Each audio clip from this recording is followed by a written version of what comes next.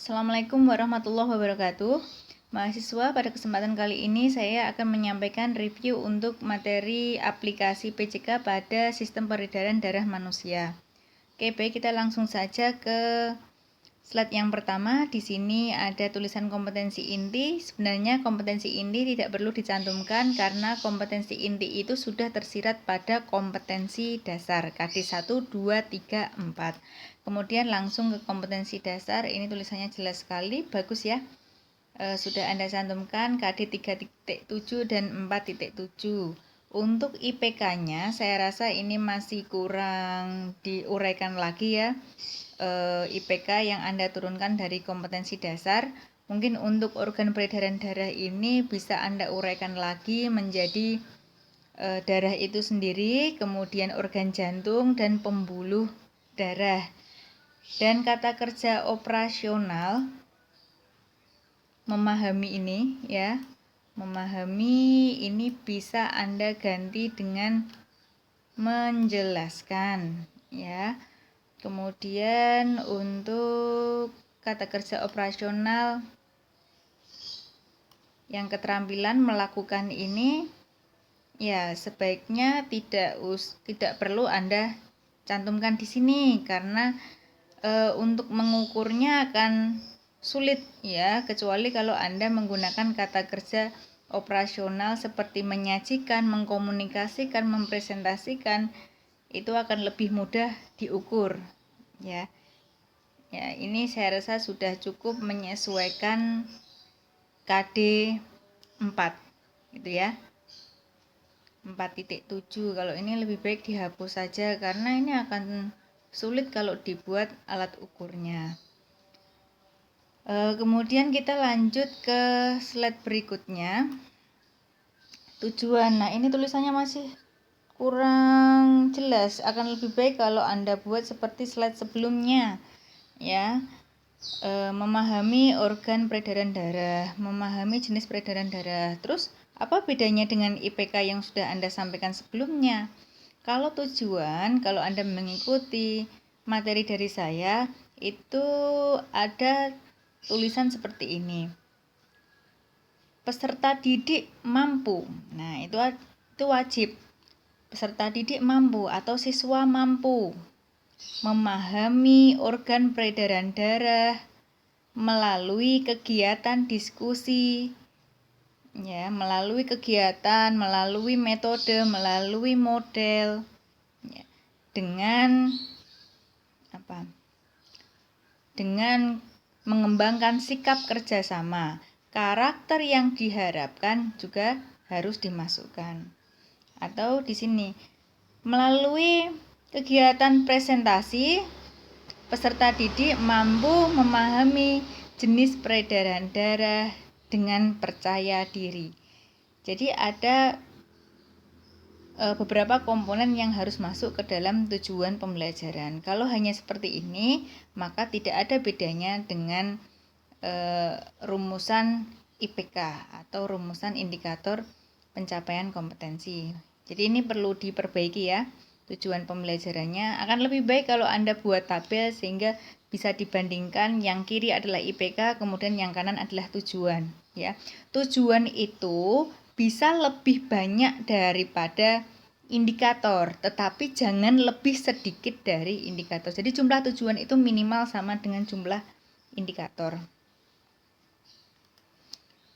Kemudian masuk ke materi sistem peredaran darah. Ini Anda jelaskan, kalau nggak salah dijelaskan sama Mbak Nur Azizah ya.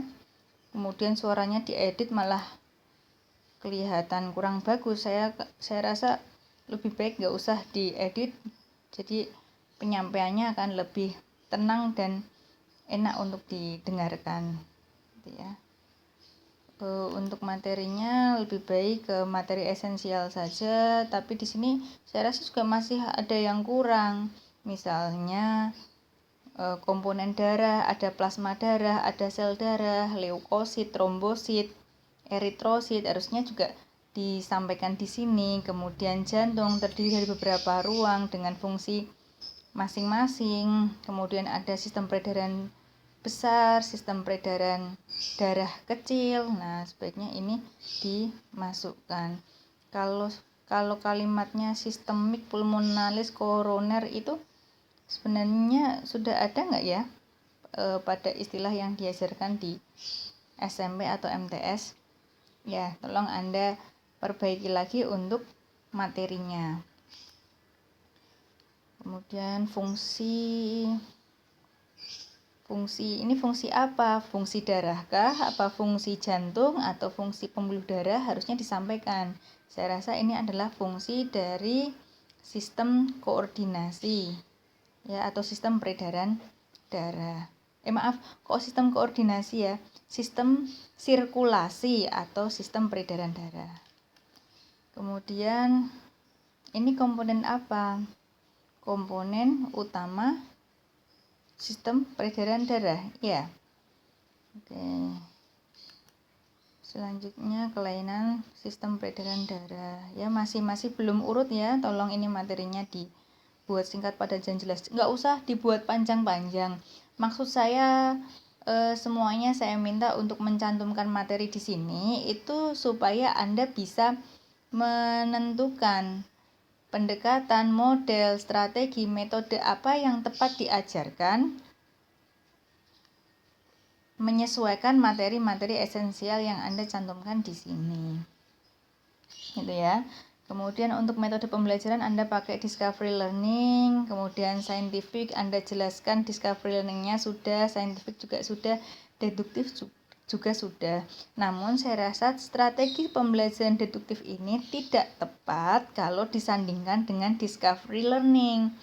Kalau deduktif itu, ini kan guru menyampaikan fakta, teori, prinsip, ya materi terlebih dahulu, baru siswa yang mencarikan contoh-contohnya.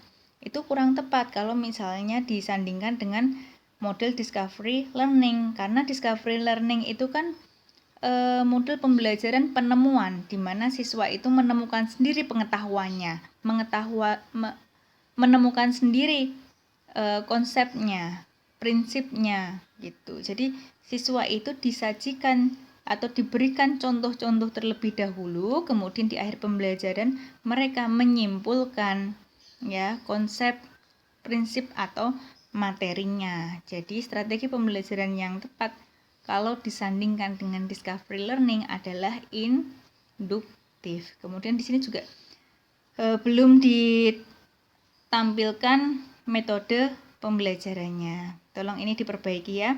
Anda pelajari lagi discovery learning, scientific, dan deduktif itu seperti apa.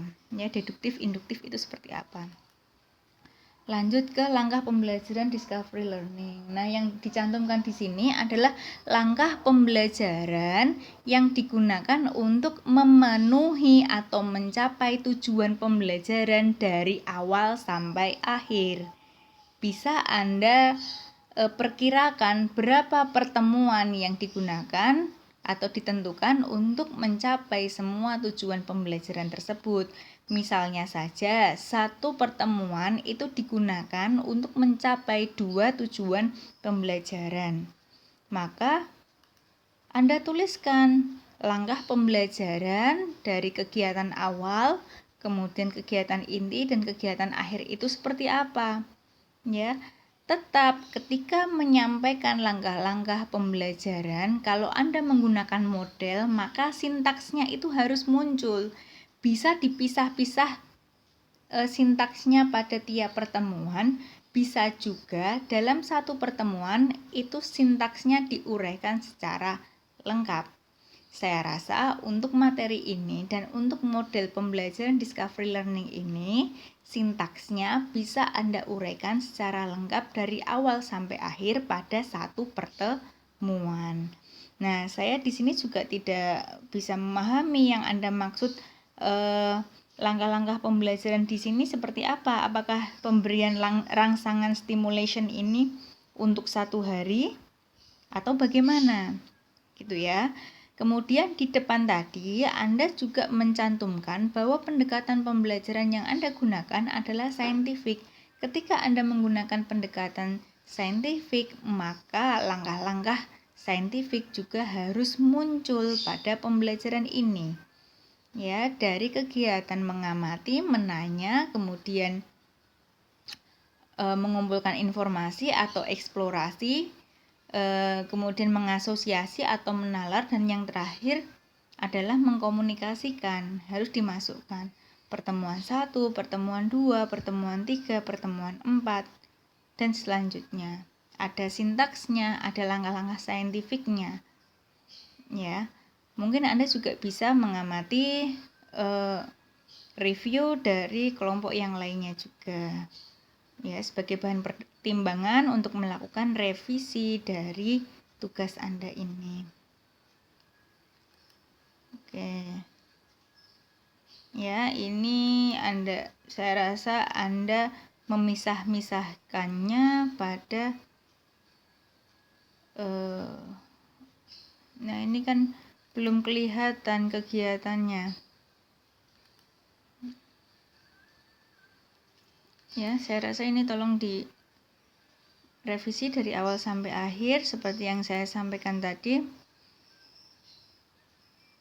Ya, Mas Denny pun juga menjelaskannya lebih banyak membaca ya dibandingkan menyampaikan atau menguraikan langkah pembelajaran dari poin 1 ke poin yang lainnya.